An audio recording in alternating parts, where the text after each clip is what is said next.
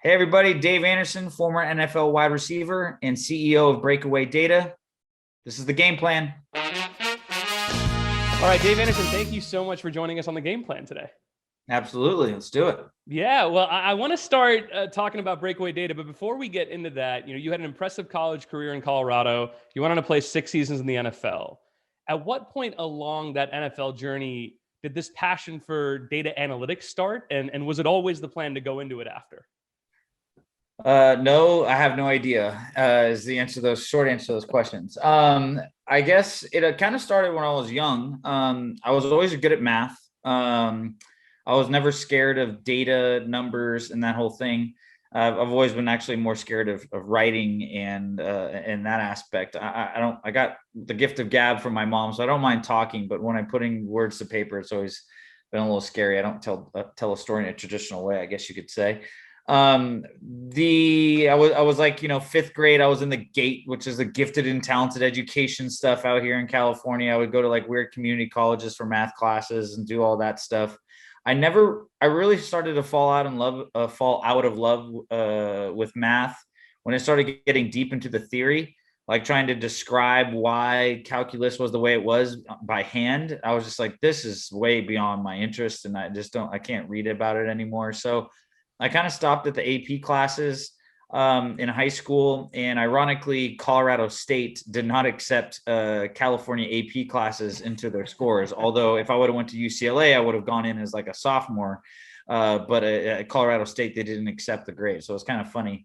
So yeah, I guess you could say my math and data background kind of started when I was young, and obviously hit the brakes kind of when I was in college. I majored in speech and communication. Did a lot of kind of classes on presenting and communicating ideas, visualizing ideas, which that actually kind of proved useful as the data in the data visualization world, and how to communicate those ideas is what I'm kind of best at, and what has been the kind of the through line in my career. But I guess you could say my EQ went through the roof when I was playing. You get to meet all walks of life, people from the north, south, east, west, middle of the country, black, white, brown, this color, that color, this background, this type of family, this not type of family situation. It's all in the locker room when you're in the NFL, and you're quickly exposed to it. And the one thing I'd say about the NFL is you're exposed physically and literally in every way. You know exactly how much money that guy makes. You know exactly what he's expected to do in his career. You know everything about his family. You know everything about his damn near everything about his personal life, what's going on. And that doesn't happen in the real world, but that really exposes you to a high level of EQ, because you've got to get to know these people. You have to connect beyond just what's on the field if you really want to have a good team. And I think that's what I got exposed to. Went to business school. Got my MBA in data science, or got my MBA, and then started focusing on data science. And that's when really the sports data part of my career kind of took off. I was like, oh, I'm good at this. I understand data. Still pretty good at math. Now I can just rely on a machine to do all the math theory for me. I just have to find good data. And I always envisioned myself staying in sports, and it was a cool way to be connected to the sports world. Yeah, well, let's talk about that. So now this is going back to not a full decade ago, but several years back, or close to. And I think a lot of folks are talking about data analytics and science today. I think we'll see it in the broadcast where people will bring up next gen stats. But sort of at that time, was it something that players and coaches were discussing at field level? Was it accepted, or was it kind of the eggheads in the front office that were talking about data analytics? So I remember them putting stuff on our pads, like experimental type stuff, my last year in the NFL. And then my first year in graduate school, I was volunteering at Second Spectrum, or interning, I guess is what they call it when you're in business school. But the NFL knocked on Second Spectrum's door, and I was like, hey, we've just been tracking players for the last year and a half. And I was like, oh, maybe one of my games is in there. But they're like, we've been tracking players for the last year and a half. Can you tell us what good data and bad data is? And then they left all the data with us. And I turned to our lead engineer, who was like an amazingly smart guy from MIT. I was like, okay, so how do you do this? And he's like, no. You're the football player. You're going to tell us what good data and bad data is. And I was like, what? And so like, I was one of the first people to ever have a look at tracking data in all of sports, but in the NFL. And it was really interesting. That's one of the first things we did at Second Spectrum is we provided the NFL back a study of what good tracking data was. We kind of let them obviously make the decision who they went with. They ended up going with Zebra. And then for the first couple of years, we were kind of the third party group that assessed the data quality. And we got to kind of get exposed to what was going on when data was dropping and what that all meant. But it was really interesting to me because I saw how they talked about it. I saw how the athletes talked about it or didn't talk about it. I saw how coaches were quasi-referencing it. And I saw how the league from a commercial perspective was kind of discussing how to monetize it. And it was really interesting because you have hindsight. I have a perspective on what I would do differently now. But like, back then I thought they had these grandiose plans and ideas and what it was going to happen, but they were just kind of like throwing it together and putting it together. Hey, this is what tracking data is going to look like. And I respect that. But it was certainly fun to be part of that kind of early stage tracking next gen stat data world. I think you hear data scientists talk about this idea of like garbage in, garbage out, right? And it's like knowing what to measure is almost as important as capturing that data. So I'd love to understand like an example of like what are we measuring on offense, defense? Is it just the 40 time or like let's go a little bit deeper into what's actually getting measured on the field level? Well, let's just start and if anyone's heard me speak about this, I'll try to keep it pretty simple to give an analogy. Is like tracking data, we're just scratching the surface on how useful it can be because if you think about every sport, it's about creating or taking away space, right? And tracking data is called spatial temporal data, space and time. You're measuring the amount of space essentially these people can create. So it mirrors what you're trying to do in sport. Now, the hard part is you have to create the definitions of what that space is, right? So for instance, a James Harden step back, right? Like we all know it when we see it, but data, you can actually see it too and measure it. So you can measure a James Harden step back versus a Steph Curry step back versus a Damian Lillard step back, right? So you can measure those things and how good they are, how much space they create. Vice versa, you can measure on who is best at defending step backs. And then you can start looking and analyzing data that way. If you think about it from a football's perspective, you can measure it for receivers, how much space they create in a certain type of route. Vice versa, how much space Jalen Ramsey takes away versus I don't know who just got paid. Adoree Jackson, how well he does, right? Like you can measure those things, and teams don't really do that yet because they haven't created the definitions from the tracking data, which is really hard to do because one, you need a lot of data to do it, and B, it's a fairly complicated process in that like you don't just throw a bunch of data into a machine and say like, hey, measure this thing. That's not how it works. You have to define literally the state of play, and then you have to define that little instance within the state of play, and then you got to find as many instances as those that happen in all of throughout the season, and then try to kind of like mix and match and quantify things. And it's a tough thing, especially when everyone wants to compare it to baseball, where context is kind of irrelevant. There's a pitcher and a batter, and that's all the context you really need. Whereas football, context is kind of king, and that like you could be wide open as a receiver, but if the offensive line doesn't block or the quarterback doesn't throw you the ball or the lineman gets his hands up and tips it, it makes your route running ability irrelevant. So that's a lot different than baseball, where it's like you get 3 strikes and 4 balls and the first base is never moving. It's a lot easier to measure in baseball. That's an interesting thing, because I would have thought football to be a lot closer to baseball because it's a little bit more discrete, right? There are discrete plays. We know when it starts and stops, the action resets. Whereas I would have guessed that something like soccer or something like basketball, because it's relatively continuous action. Like, yeah, you're resetting every so often. But from your sense, it's like football may actually be the hardest, or I mean, how do you rank sort of what's the hardest to capture? So what you're talking about is a situational game. Yeah. Analyzing a game based on down and distance, that's analyzing a game based on situations. Baseball is analyzing a game based on individual performance. So situations don't really exist in baseball until you talk about playoff baseball and who should we pitch here, right? That's when coaches get paid. Is this like the 15 situations that you can end up in a baseball game when it comes to subbing and pitching and stuff like that. Situations in football are basically 5 times a drive, right? Where you're going to have to make a decision. Okay, we're backed up inside our own 5-yard line. We have, these 22 plays. Okay, we got stuffed on first down. Now we only have these 12 plays that we run that we're comfortable with. Okay, we can't be Dan Orlovsky and run out of the back of the end zone. We're going to cut out the waggle play. Big shout out to Dan. And like there are plays that you want, and you have to have situational awareness, right? Like people always used to give Belichick crap for way back in the day when he went for 4th and 2. Yeah. 4th and 2, but like that's him taking data and information and also applying like context, meaning he thought this is when we should go for it in the game to win, because if I punt it to him, we're going to lose anyway. So I might as well try to win it right here. Like there's situational analysis, what the data tells you. And then there's also context and like, hey, this is a game played by humans.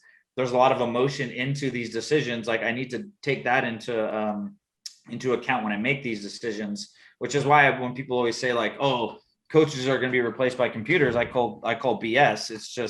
It's impossible, because the number one thing in sports is you got to get the players to like each other and play hard for each other. And you got to get the players to believe in the system that the coach is communicating. If you don't have that, data is not going to help you. Yeah. Like it doesn't matter how much and how many analytics and data scientists you throw at the problem. If I don't like the guy because, we went out one night and he didn't pay his bill, and that's why I'm not passing the ball, or why I don't shift over his way during the third at bat or whatever it is, like that, you'll have issues that data can't overcome.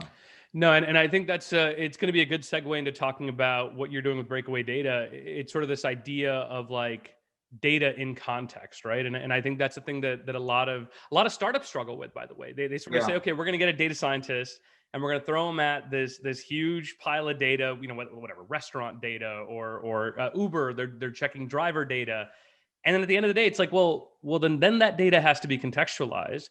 And I see it as like a prime example of something like Apple Watch or Aura Ring, where they're telling you like sleep stats or health stats, but like compared to what, right? Like I don't like you actually, somebody has to like put it into plain English almost, where I'm like, this score, if I'm getting an 85, I'm in this range. I need to do better. Like, who else is 85? Like, I don't know. I don't know what that means, right? Like, like an athlete is probably at 100, I'm at 85, but there's 15 points of difference between me and a professional athlete. It doesn't mean anything to me without that context. So like, talk to me about some of the work that you're doing with BreakAway Data now, and how you're creating that context for somebody. Yeah, I think you kind of hit the nail on the head. Is that like the hardest part about our business is it is service and a software, and that the service part is understanding how that organization currently works with, creates, collects, and communicates data and information and technology, right? Because I would love to say, hey, here's our software, boom, you plug it in and everyone's going to be happy, and you're going to win more games, and everyone's going to get promoted and paid more money. Well, that's not how it works. We learned about the BreakAway Data. Its genesis came from our work with the Dodgers and understanding how they successfully integrated performance science, right? They had gone through years of issues that a lot of teams are going through now, in terms of, we have really smart research and developers, we have data scientists, we have analytics specialists, we have on-field, we have biomechanics, we have just a handful of, tons and tons of people that are trying to solve these extremely complicated kind of data problems.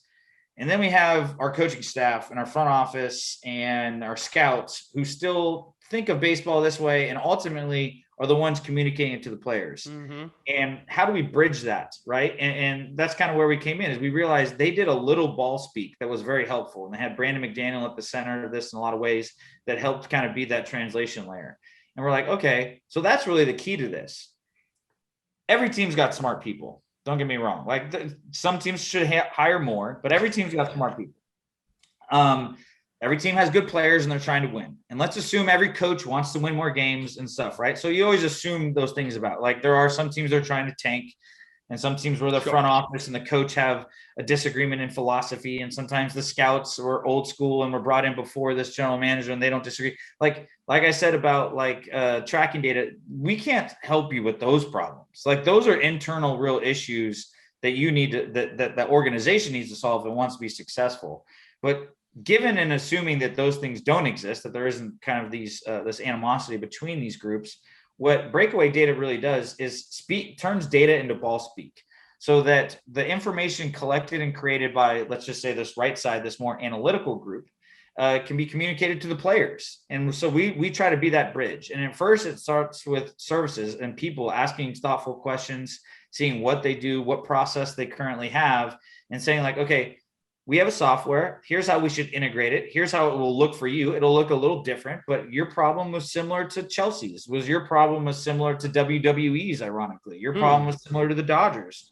Your problem was similar to the youth baseball program that we worked with. Like, obviously they all aren't paying the same because their problems are different, but like, I think what people really realize is when you collect thoughtful information and you put it into Ballspeak, then coaches can really get behind it. And vice versa, you should be working this way too, is you take what the coaches think, what they value, their eye test, because their eye tests, and a lot of times is just years of experience that they don't know how to articulate, or they don't know how to codify.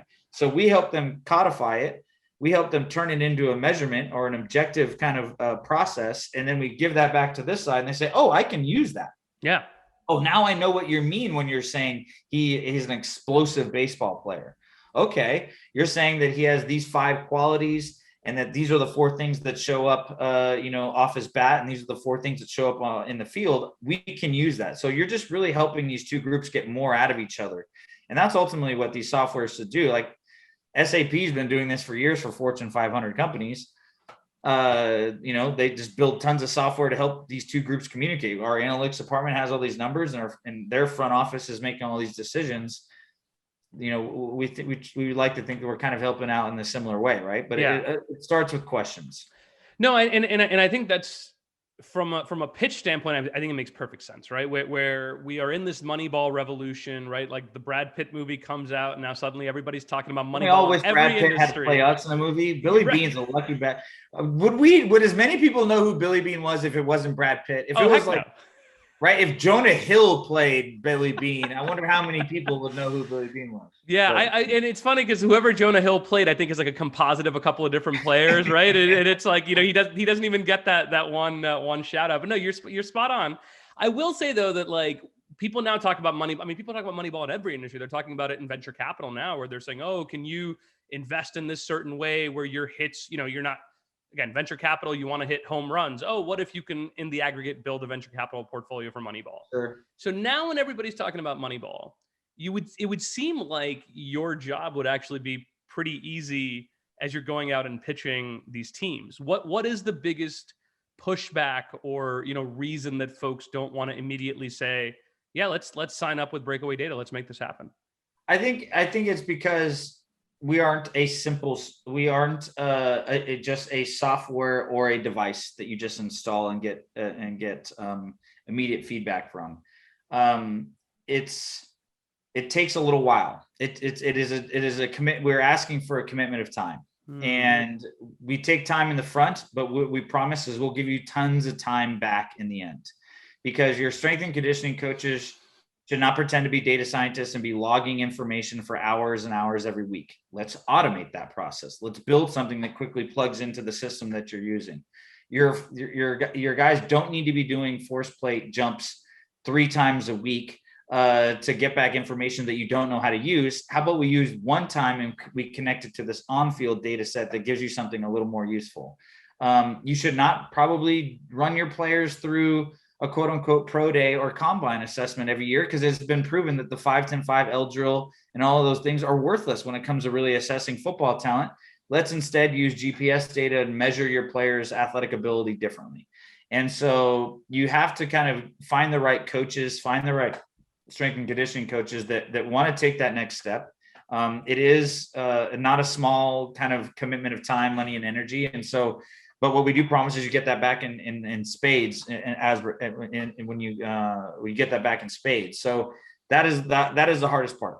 How do you think players react to that? Because I think there's a level of like, you give me a player to talk to. If I get to talk to a player, it's an easy sell. Really? The problem is that I have to play the game of telephone the majority of the time. If you tell me, so if I get to tell my old self, I'm shooting to the end. No, let's do it. If I get to tell my old self what to do, Dave, you should 100% control all of your own data. 100%. Every measurement ever taken off you, you should walk into the team and say, give it back to me. You give me my medical records, I want all of it back to me. And I'll put it in a contract. And my GPS data from practice, all of that information, my tracking data from games, all of that belongs to me. Give it back to me. You can have it. You can use it. You can use it for your analysis and blah, blah, but I want mine back. So 100%, that's the first thing you do is have control of your own data. Because if you control your data, you control your narrative. And that is something that rarely happens. And normally you'd use an agent does this, but agents are lazy now. And they always have been. And the way that they control the narrative is because they have some power over these general managers, and they're losing some of that power. But what you can do is empower those agents, empower those players with data and information. And we recently did this with Jabril Cox at LSU. Adam Schefter tweeted out a little thing that we put together. We took his LSU game data, and we turned it into a store, like basically a data card that promoted how he played, how he used his speed, how he used his agility, his change of direction to make plays and all that stuff. When we put it together, like that is going to be we want that to be the new standard when you go to college. Not like, hey, what did you run your 40 in and your 5.10.5? Who cares what you perform like in your underwear?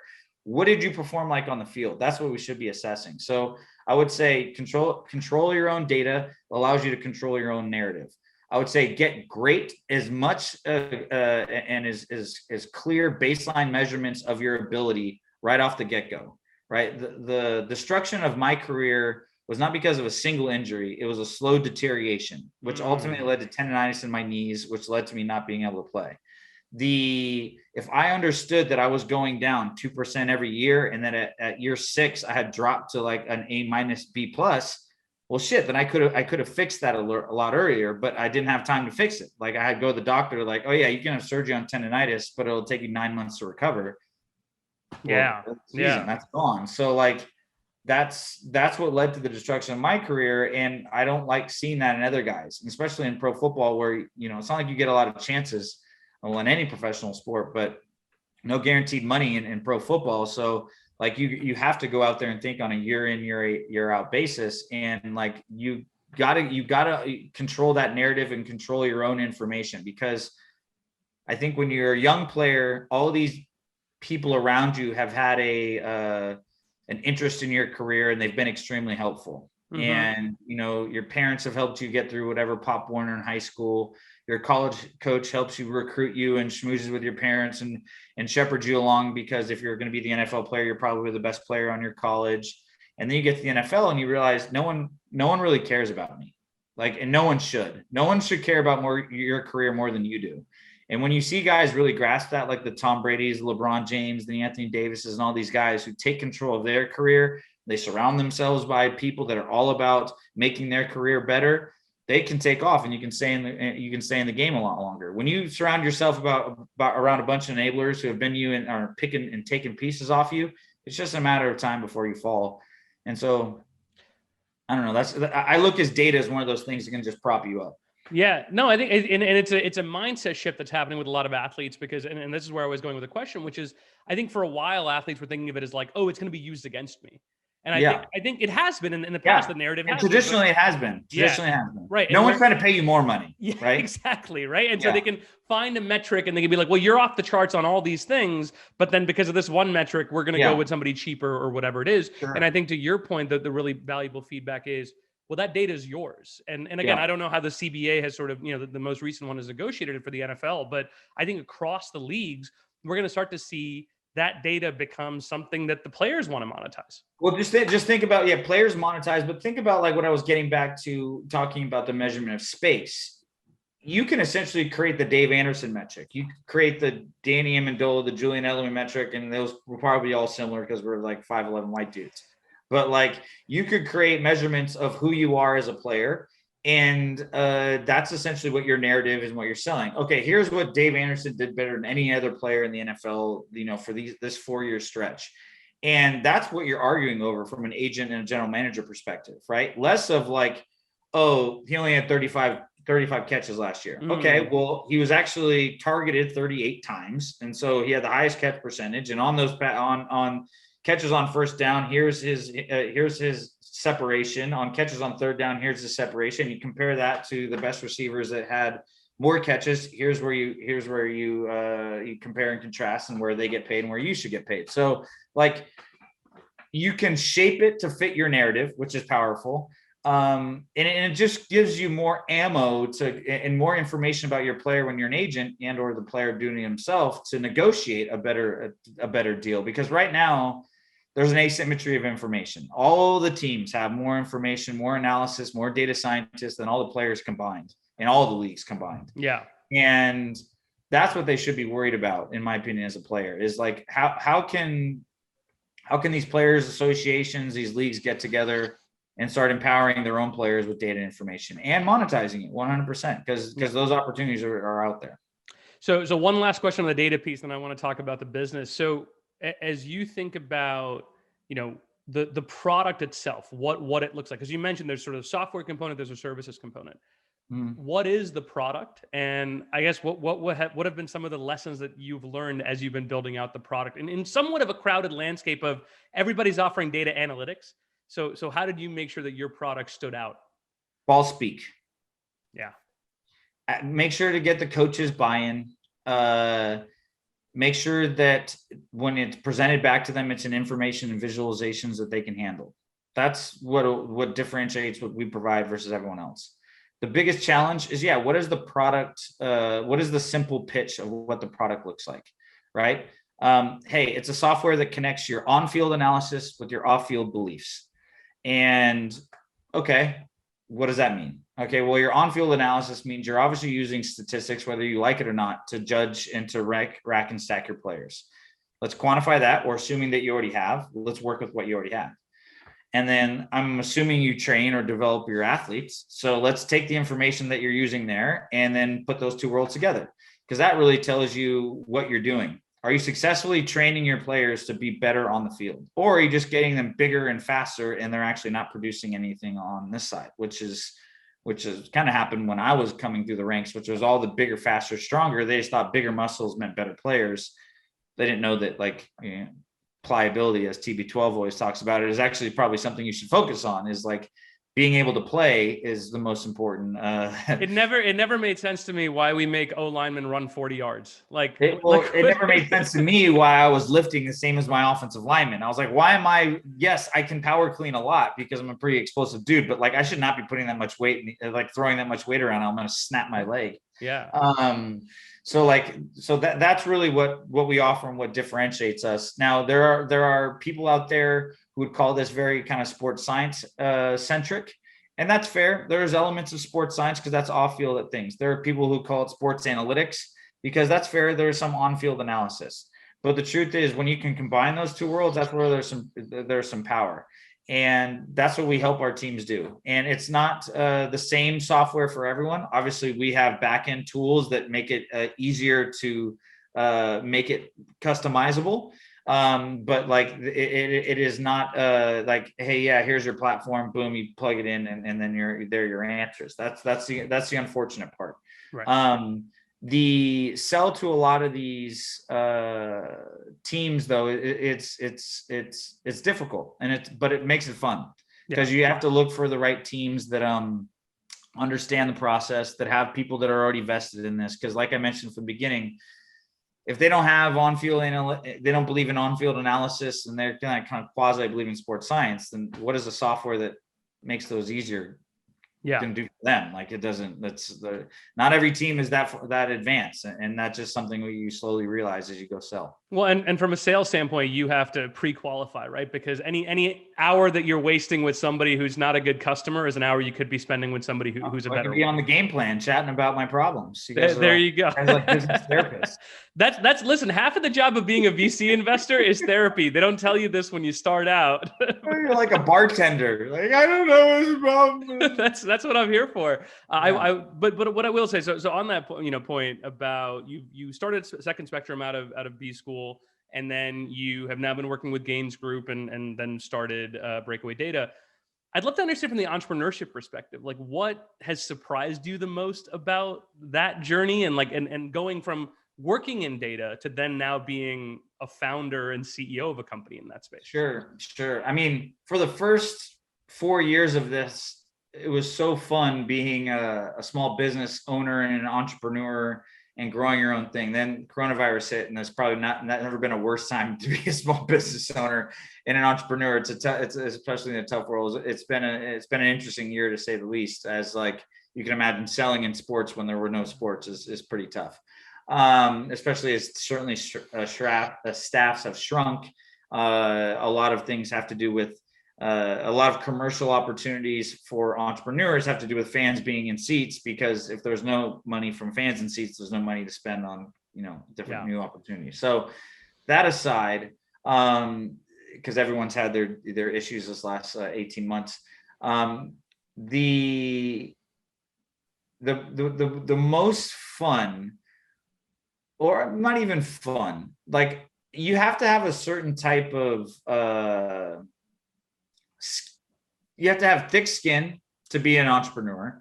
And I think it helps that, I got fired 5 times from the Texans and the Redskins and all those people. I've heard no before when I was chasing my dream.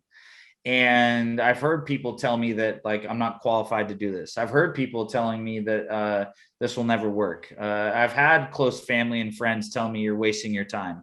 And I never listened to him before. So it's not like, and the last career worked out. So it's not like I'm going to listen to him again. And I think you have to have that. I heard a great quote the other day about, like, an entrepreneur has to have a ironclad vision of the future and where he wants to go, but an unbelievable amount of flexibility on how you're going to get there. Yeah. And that doesn't make it easy when you're chatting with friends at the bar. Hey, what do you do? Because it sounded like I'm doing something completely different than I did 3 months ago, because I've had to be flexible in our business model and who we sell to and how we sell it. And I'm myself constantly making myself believe in our pitch and the verbiage. And I'm constantly testing out what A and B testing in my own head, how to communicate something, right? If we did this interview over, I'd probably pitch BreakAway slightly different and use slightly different words because it sounds better in my head, and you might nod yes or notice different things, right? Like that's the part that I miss about playing in the NFL, right? When I was going to the bar and you're in the NFL, what do you do for a living? Oh, I play receiver for the Texans. It's like, period. Now I don't need to explain anything else about what I do in my career. You know everything. As a matter of fact, you're going to now have a bunch of questions for me. Whereas now it's like, what is BreakAway Data? It's like, what's the, I a lot of times just say we're a sports analytics company. We're a sports data company. We help sports properties integrate technology. I kind of, depending on who I'm talking to or their level of understanding of sports tech or sports data, sports analytics, or sports in general, is how I frame the conversation. So I would say you have asking about like the entrepreneur journey. I've grown comfortable with that. Yeah. And for a lot of people, I'm sure you've seen a VC never get comfortable with that. And you wonder if they're ever going to make it. You got to have a smile on your face when you're talking about it, even when times are crappy. Because there's gonna be plenty of those when you're an entrepreneur, and you kind of have to hold a poker face when things are going really, really well. Because if you tell too many people and sometimes you might sabotage a good deal that's on the horizon, or an opportunity that is slowly coming to fruition if you kind of spill the beans too soon. So you learn a lot of this stuff, and unfortunately you only learn by experience. And a lot of people can help you along the way. Certainly had a lot of great advisors. Business school has proven very helpful in that, and that you can call a lot of people, and we've got lawyers and accountants and all those people that handle all the stuff that you don't want to. But that's I would say kind of a long-winded answer. So it's super above. It's super valuable, and I will tell you, you touched on 2 things that I think comes up a lot in the game plan. So one is that loss of identity, right? Which, as you mentioned, is very, very easy to say. I'm wide receiver for the Houston Texans. People know exactly what that is. And because you're doing it day in, day out, there's that sense of identity. The second piece that comes up a lot, and I don't think I gave it as much credit, even, I've spent most of my career in and around sports, is how much of life as an athlete is there's a scoreboard, right? Your lift, what the game was. You may not win, you may not lose, but there's a scoreboard. Yeah. As an entrepreneur, you don't have a real scoreboard, and you don't there's no set day. Did I have a good day today? I don't know. There's no numbers, right? No. So it's a lot harder. There's a what was that book?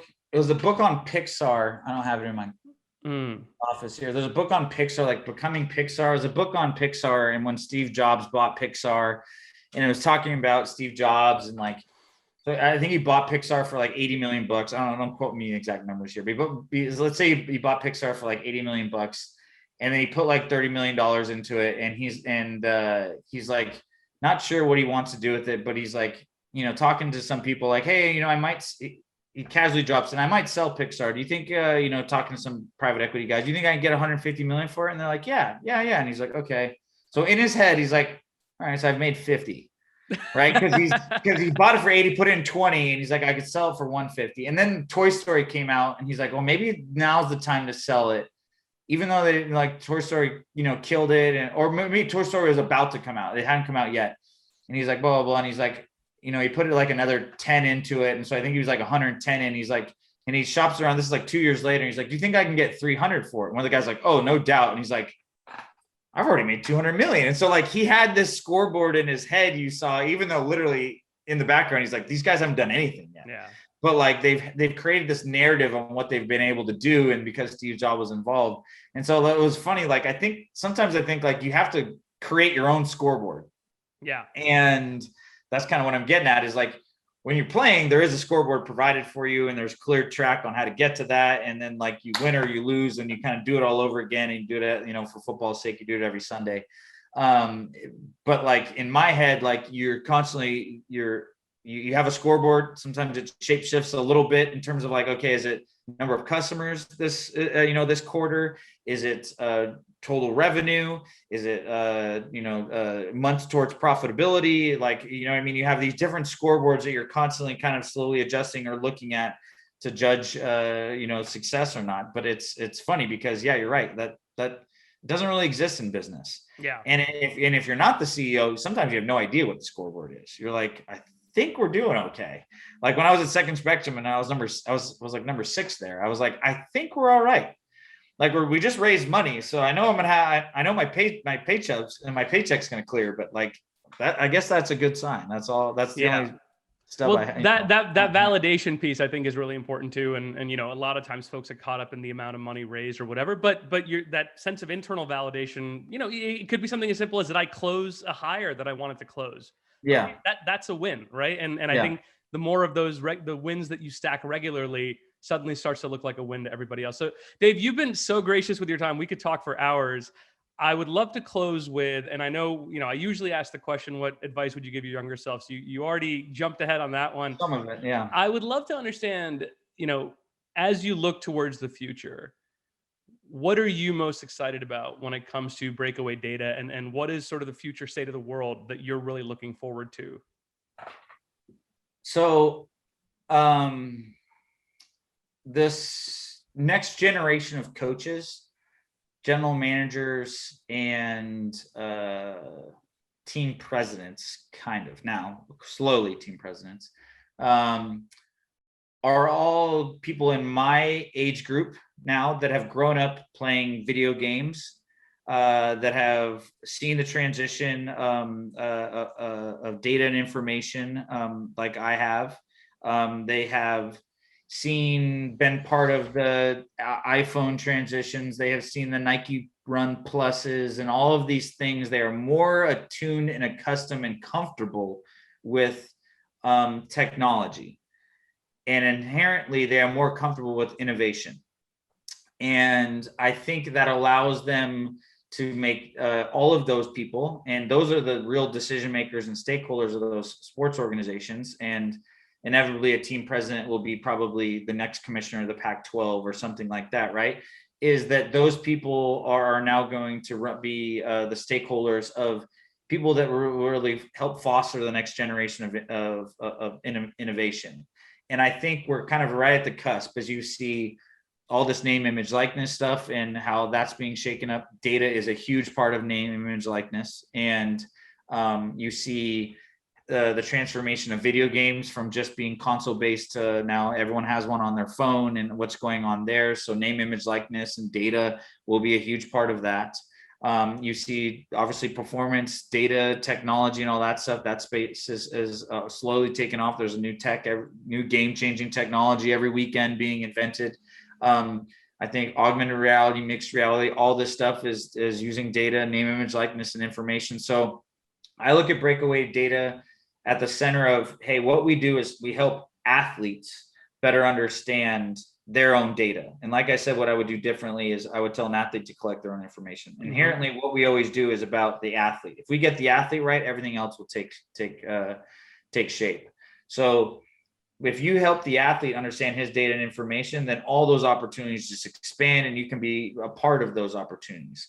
And so I think I'm really excited about being at the center of that, right? And that, like, hey, if I had known, like looking back at 5 years ago, if we had, data on Trevor Lawrence and we had his biomechanics and we had his breakaway kind of data assessment score, if we had all his GPS data from Clemson, if we had, like his injury records and we had his 3D biomechanics makeup and we threw that on an NFT and it was five years of stuff, I'd buy the game plan and all the plans.